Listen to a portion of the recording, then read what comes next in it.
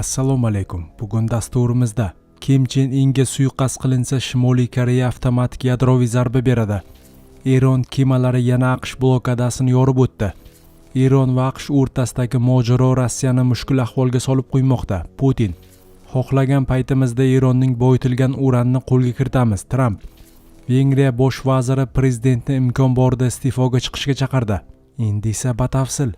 O'zingizni aldamang. Tez-tez hojatga chiqish, peshobda qiynalish, kechasi uxlay olmaslik bu oddiy shamollash emas, bu prostata muammosi. Agar bugun e'tibor bermasangiz, ertaga og'riq ham, asorat ham kuchayadi. Vulkan 100% tabiiy kuchli tabobat inomi prostata bezdagi yallig'lanishni kamaytiradi, siydik yo'lini tiklaydi, erkaklik quvvatini kuchaytiradi. Vulkan ham sinalgan, ham kutilgan mahsulot. Hoziroq qo'ng'iroq qiling va 30% chegirmaga ega bo'ling. Yetkazib berish O'zbekiston bo'ylab mutlaqo bepul.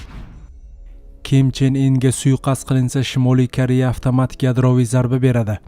Shimoliy Koreya yetakchisi Kim Chen In mamlakat konstitutsiyasiga o'zgartirish kiritib, o'ziga nisbatan suiqasd amalga oshirilgan taqdirda harbiylarning javob tariqasida yadroviy zarba berishini shart etib belgiladi. Bu haqda Janubiy Koreya razvedkasiga tayanib Daily Mail xabar berdi.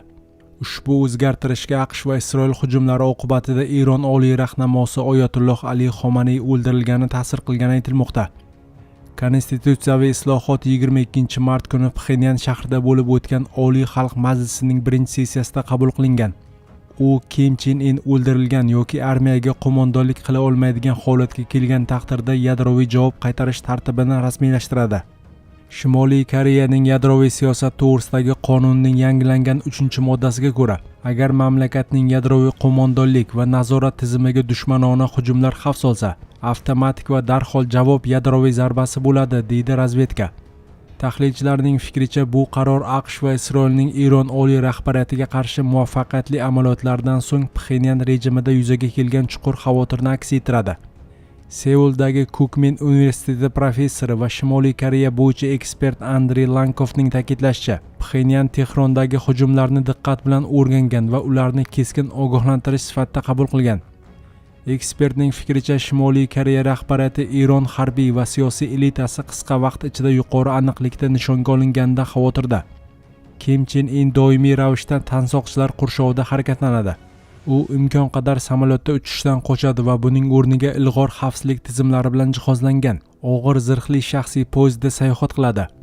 Kimni yo'q qilishga bo'lgan har qanday urinish Shimoliy Koreyaning tashqi dunyodan o'ta yakkalangani sababli Erondagi zarbalardan ko'ra ancha qiyinroq kechishi mumkin, deyiladi xabarda.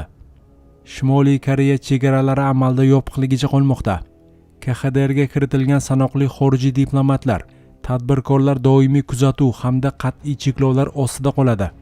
Tahlilchilar Shimoliy Koreyaga oid razvedka ma'lumotlarini to'plash Eron bilan taqqoslaganda qiyinligini qayd etdi. Chunki mamlakatda video kuzatuv tarmoqlari cheklangan, internet esa qat'iy nazorat qilinadi.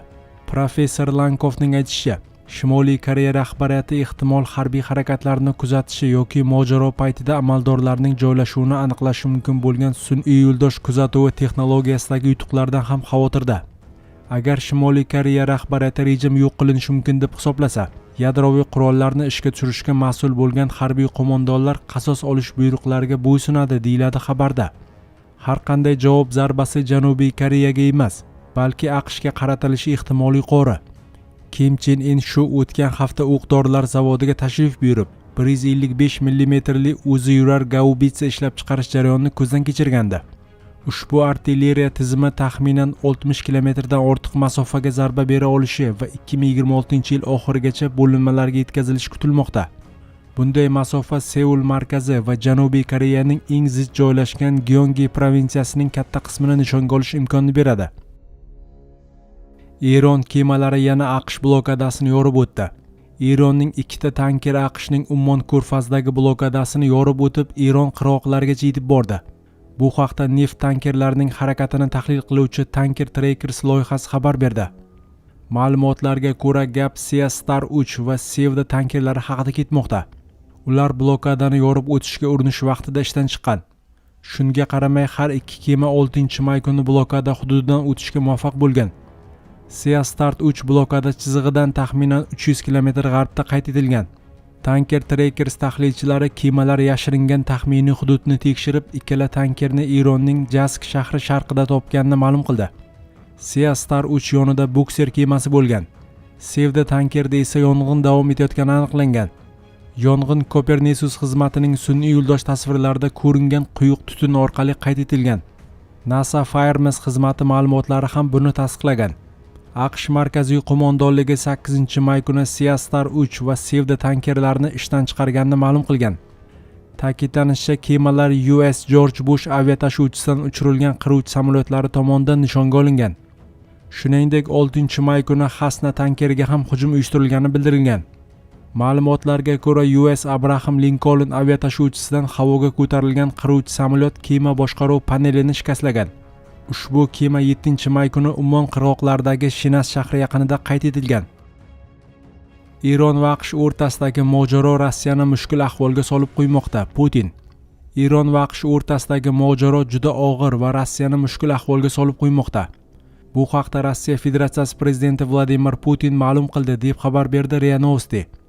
Eron va AQSh masalasiga kelsak, bu juda og'ir, murakkab mojaro va u bizni qiyin ahvolga solib qo'ymoqda. Chunki bizning Eron bilan ham Fors ko'rfazi mamlakatlari bilan ham hech bir mubolag'asiz yaxshi va do'stona munosabatlarimiz bor, dedi u jurnalistlarga. Prezident Rossiyaning har ikki tomon bilan ham aloqalarni davom ettirayotganini ta'kidlagan. Umid qilamizki, bu mojaroni iloji boricha tezroq tugatish mumkin bo'ladi. Menimcha endi bu qarama-qarshilikni davom ettirishdan manfaatdor tomonlarning o'zi qolmadi, dedi Putin. 27-aprel kuni Putin Eron tashqi ishlar vaziri Abbos Aroqchi bilan uchrashuv chog'ida Eron xalqi sinov yo'lidan muvaffaqiyatli o'tib, shundan so'ng Yaqin Sharqda tinchlik o'rnatilishiga umid bildirdi. U Rossiya, Eron va mintaqadagi barcha xalqlar manfaatlariga javob beradigan barcha ishni qilishga va'da berdi. Xohlagan paytimizda Eronning boyitilgan uranni qo'lga kiritamiz. Tramp. AQSh prezidenti Donald Tramp ertami-kechmi Qo'shma Shtatlar Erondan boyitilgan uran zaxiralarini olib chiqib ketishini ma'lum qildi. Bu haqda u Sheril Atkinsonga bergan intervyusida aytib o'tdi. Jurnalistning Erondagi jangovar amaliyotlar tugatildi va yakunlandi deb ishonch bilan ayta olasizmi degan savoliga Amerika yetakchisi quyidagicha javob berdi. Yo'q, men bunday demadim. Men ularning mag'lubiyatga uchraganini aytdim. Ammo bu jangovar harakatlar tugadi degani emas. Biz yana 2 hafta davom etib har bir nishonni yo'q qilishimiz mumkin edi. Biz nishonlarning taxminan 70%ni yo'q qildik, dedi Tramp. Shuningdek, u AQSh Eronning yadroviy obyektlarini koinotdan kuzatilayotganini va qaysidir vaqtda Eronning boyitilgan uranni qo'lga kiritishini bildirgan. Ular harbiy jihatdan mag'lub bo'ldi. Ehtimol buni o'zlari anglamayotgandir, lekin menimcha ular buni anglaydi. Ularning rahbarlari o'ldirilgan. A jamoasi yo'q bo'ldi, B jamoasi yo'q bo'ldi. Ehtimol C jamoasi ham yo'q bo'lgandir. Biz qachon xohlasak o'sha paytda Eronning boyitilgan uranni qo'lga kiritamiz, dedi AQSh yetakchisi. Vengriya bosh vaziri prezidentni imkon borida iste'foga chiqishga chaqirdi.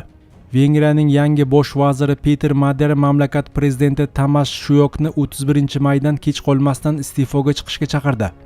U avvalgi tizimning siyosiy xizmatkorlariga aylangan yoki har doim xizmatkor bo'lgan amaldorlar javobgarlikni zimmasiga olishlari va lavozimdan voz kechishlari kerakligini aytdi. Madyarning fikricha, Vengriya prezidenti so'nggi 2 yil davomida Orbanni, hattoki davlatning milliardlab mablag'larini barcha vengerlarga nisbatan nafrat qo'zg'atishga sarflaganida ham tanqid qilmagan. U bu yuridik o'zboshimchalikka umuman qarshilik qilmadi. Qiziq, bundan keyin u qanday qilib millat birligini ifodalashi mumkin? Imkoning borligida ket, dedi Madyar Shuyokka. Madyar 9-may kuni bosh vazirlikka kirishdi. U 16 yildan beri ushbu lavozimda faoliyat ko'rsatib kelayotgan Viktor Orbanning o'rnini egalladi. Tamas Shuyok 2024-yil martdan buyon prezidentlik lavozimida ish olib bormoqda. Bunga qadar u mamlakat konstitutsion sudini boshqargan.